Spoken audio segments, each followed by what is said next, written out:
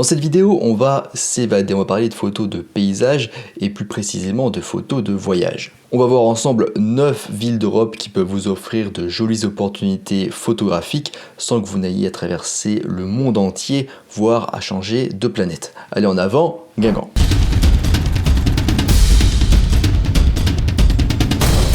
Avant de commencer, je vous rappelle qu'en description, je vous laisse un article sur des lieux à prendre en photo, mais dans le monde entier, pas que en Europe.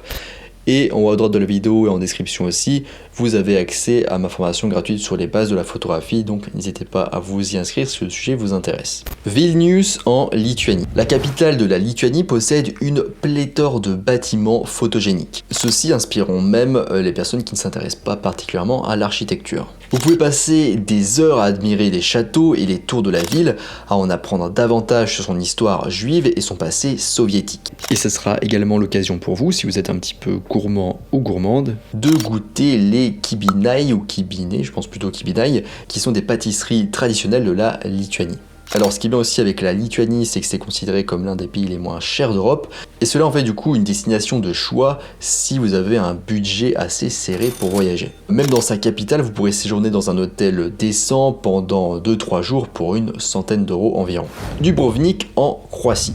Dubrovnik est considéré comme l'un des sites balnéaires les plus intéressants d'Europe. Située à côté de la mer Adriatique, cette ville a tout ce dont un photographe amateur d'ambiance estivale a besoin. Il y a déjà le côté historique et l'histoire de la ville à découvrir, mais il y a aussi une variété de sites et de maisons pittoresques. Et n'oublions pas, pour les plus fans de séries, notamment de Game of Thrones, que c'est dans cette ville que de nombreuses scènes spectaculaires de la série ont été tournées. Riga en Lettonie. Riga regorge de musées riches en culture, de bâtiments en bois et de salles de concert. Si vous voulez faire une pause de la circulation bruyante, vous pouvez visiter la vieille ville piétonne où il n'y a absolument aucune voiture qui passe. Oia en Grèce. Oia est située à Santorin. C'est une île grecque qui bénéficie d'un climat ensoleillé tout au long de l'année.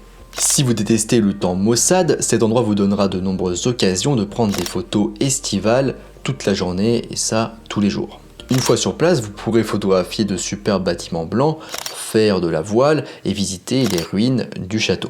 Et enfin, vous pourrez terminer votre journée par la classique vue inoubliable du coucher de soleil qui illumine Santorin.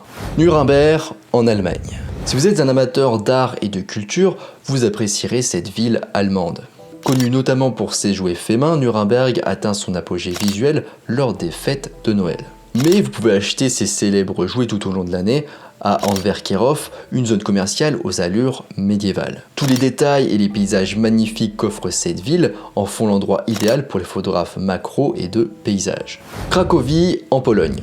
Cracovie regorge de bars, de rues débordant de culture juive et de lieux pittoresques pour les amoureux de la ville et de la nature. Si vous voulez prendre en photo des paysages, des portraits, des photos sous-marines et des photos macro à couper le souffle, alors dans ce cas, rendez-vous à Zakrzówek. C'est un lac magnifique où vous pourrez prendre le soleil, passer du temps avec vos compagnons de voyage et prendre des cours de plongée sous-marine. Innsbruck en Autriche. Innsbruck est sans doute l'endroit idéal à visiter si vous aimez les sports d'hiver et du coup aussi la photographie d'action et de sports d'hiver. Les photographes de paysages et d'architecture aimeront également cette ville en raison des Alpes qui l'entourent et de son architecture contemporaine.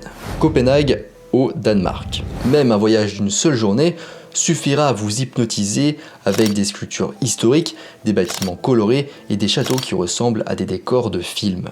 Si vous aimez prendre des photos cinématographiques, cette ville vous inspirera au plus haut point. Budapest en Hongrie. Les lieux de photographie de Budapest ont tout ce qu'un photographe désire. Une architecture étonnante, une nourriture délicieuse, des paysages pittoresques, une rivière paisible et des transports faciles à utiliser.